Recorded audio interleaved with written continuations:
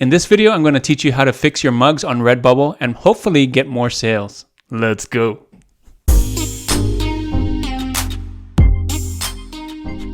Thanks for joining me on this video. My name is Juno with Detour Shirts, the channel all about helping you design and sell t-shirts online. If that's something you like to do, don't forget to hit that subscribe button. So this video is not about t-shirts though, but it is about print on demand. It's about mugs, and specifically mugs on RedBubble. So first of all, I'd like to thank Mark who brought this to my attention. He's in my Facebook group, also a fellow YouTuber who has this channel, Wonderful World of Stuff. If you like to follow him there, you can also do that. So I'm going to take everything that I've learned in these last few weeks of researching mugs and give it all to you.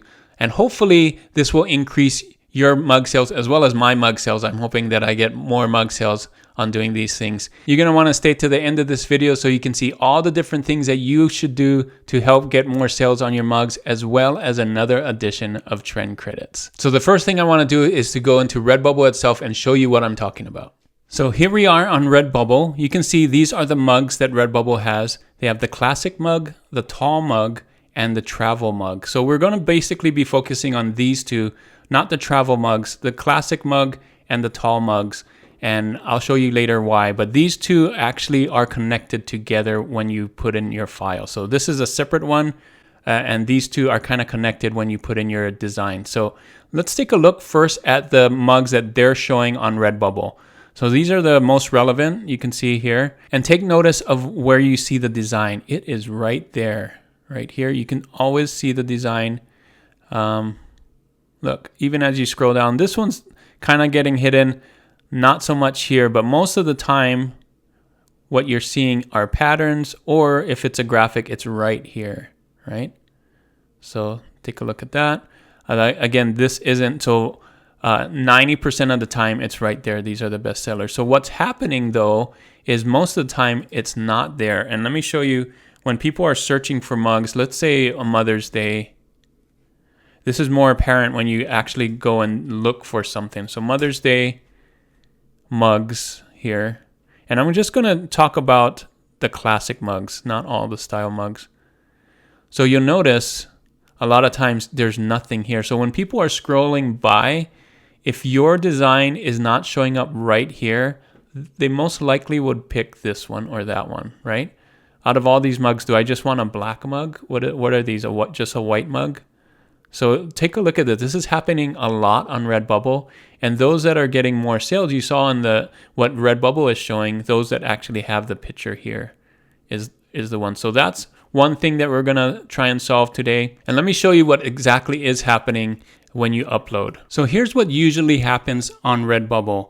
When you have your t-shirt design and you get to the mug section, it comes in like this super big, and some people just leave it like that, and then you can see it's getting cut off and stuff. But what most people do is they'll size it down. So they'll take it and they'll size it down and they'll put it right in the middle of the mug right here, you can see. And then they'll save it. And what happens is it looks great in the middle of the mug, but the default is this one right here. And I'll show you what happens. I'm going to save this and apply changes, and you'll see what happens. So right here, you can see after I've saved it, this is what people are going to see when they're scrolling through RedBubble. They're going to see this, mostly white. They can hardly see the design at all. And same thing on the tall mug. You can see mostly white. And so that doesn't really help you get the sale if people are scrolling through RedBubble. So I'm going to teach you in this video how to fix it. I'm going to go into Affinity Designer and show you some things that I found and some of the things that I think that we can do to help make it better. And then I'm going to come back in here and use those techniques and show you the difference. All right, so here we are in Affinity Designer. These are the two mug sizes that I was talking about. So there's the tall mug size. You can see here the pixel sizes, and the standard mug size, the pixel. 2700 width is the same for both, but the tall mug is actually a little taller. You can see 1624 pixels instead of 1120 pixels. So that kind of relates to this. I made this right here. Again, thanks to Mark for the help on this. So I put some guides in here. So this is the middle right here. So divide 2700 in half and you get 1350, right? So that's this line right here, 1350 from the edge. And this line right here is the center line of the object. And this is 600 pixels in, right here. So not exactly half.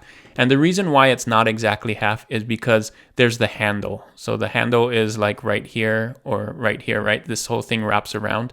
So you're gonna go in 600 pixels in, that's this line, and 600 pixels in on this side for that line. And then this is just your middle line if you're gonna do something in the middle, right? So type in Command R to get your rulers right here, and then just drag it in 600 pixels. What you could do is just draw, 600 pixels in here and then pull in a guide. So real simple like that. So 600 pixels on the right, 600 pixels on the left. Okay, and here is the tall version. So RedBubble tall mug, you can see 2700 by 1624. Same guides, 600 in, 1350 in the middle, 600 in this way. These guidelines right here is for the small mug. So if you're gonna put anything outside of this right here, they're not gonna show up on the small mug. So this is the height, this is the 1120, these two for the small mug. So they both use the same thing. And I'll show you what happens. So right here, I made this so you can see what happens when you design something, a full design on a mug. So if you're using the 2700 by 1120, so you can see here I just numbered it 1 through 0 so you can see the full thing. If I put this on a mug on RedBubble, so if you look at this right here, you can see that the full design is on 1 and 0, right? Nothing's getting cut off. It goes all the way edge to edge. But because the tall mug is taller, you're not gonna have anything up here and down here. It would be white or whatever color you pick as a background, but you can see that it's not filling here. So if you're gonna do a full design, a full pattern, you're gonna wanna do the other side. You're gonna wanna do this size, the RedBubble tall mug. So this is what happens on the tall mug. You can see on the tall mug, it goes edge to edge, and on the small mug, it will get cut off, right? Just where I showed you the lines. These lines right here, this is where it's getting cut off, right? Because it goes edge to edge. So just think about that if you're thinking about doing a full pattern, a full design. So if you have a design that you don't want to get cut off, make sure that's inside of the small mug area. So that's number one. So the next thing I wanted to talk about on RedBubble mugs is color. So here I am, RedBubble mugs, and I'm just doing the best-selling mugs. You can see here, and I did classic mugs. Let's scroll down and take a look at the color. You're gonna see that most of these are white. Some of them are full color. You got some black here, but I would say 80% of them are lighter colors. You can see some of the lighter colors. Right? And so that made me think, what sells better, white or dark? And so I went to my Facebook group and asked that same question, light or dark, which do you sell more? And more people have sold white. And in fact, all the mugs that I've sold in the last 6 months are white mugs. They were all white mugs. So one of the reasons I think why white mugs sell better is this. So if you go on and search RedBubble dark mug, you're gonna see this line right here. So this line is more apparent when you have a dark color like black or blue. So this handle and the part around the handle is white. So that kind of makes it look weird where it wraps around the color. But on a white mug, you don't see that hard line because it's all white. So that's one reason I think the white mugs sell better, is because people know that they don't want this weird white handle and line here. So they'll just buy the white mugs that make it look good. If it was a blue mug and there was blue all around and the handle and everything, I think that would be okay. But because there's this line right here, I think that kind of discourages people from selling it as well as buying it. So here's what I suggest we should do. I'm going to take my design that works on a t-shirt and I'm going to center it. You can see the center lines right here. Right here is the nose. So I'm going to center mine right in the middle of that line, 600 pixels in. And I'm going to do the same on this side. So that way on the mug, when you see it, it's going to be right in the middle and people will see the design. And it's going to be on both sides. So there's not a weird white space here and a weird white space here. And I'm going to keep it white so that there's not that wraparound hard line right next to the handle. So those are the two suggestions. Take your designs that you're doing for t-shirts, put it here and here so you have it on both sides, because typically your designs are going to be square or a tall rectangle. And so they're going to fit nicely right here and right here. And I think that will give us an edge of selling mugs. So let me get back into RedBubble and I'll show you exactly what it looks like. So we're here back on RedBubble. I exported that PNG that I made in Affinity Designer, and you can see here, it fits right there. You can see the lines that they suggested. I kind of went in just a little bit from that. That's what that file is, 600 pixels in. They suggest going out just a little bit more, but you can see it actually is right in the middle on here. So I'm gonna save this and we'll see what the results are. So you can see now when I'm looking at the mug, you can see the graphic. It's easily seen. It's right here in the center. And so is it right here on the tall mug.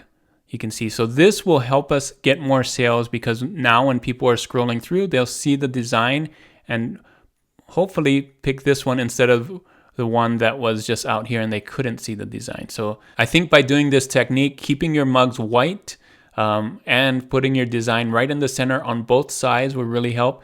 As far as the price, I'm just keeping it at 20%. I noticed all the prices on the bestsellers were somewhere in between $12.60 and $13. So that's a 20%, maybe 30% increase. Not getting very much for these mugs. You'll probably get right around $2 profit, but if you get more sales, that will give you more money. So just think about that.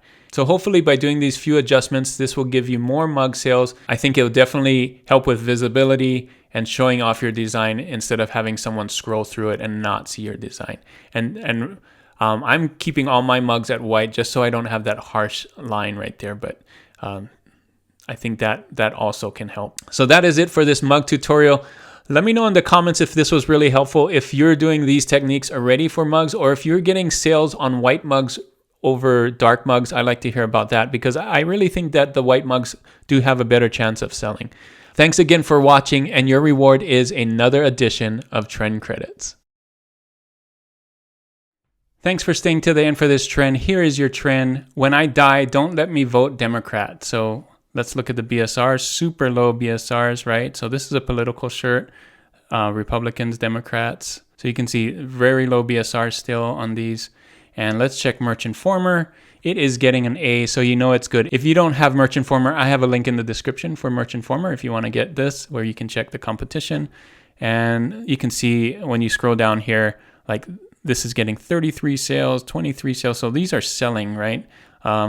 So make sure you're not copying these. Make sure yours are different than these. I think there's a way that you can make yours stand out from these. All of these look very similar, so make sure that make yours stand out.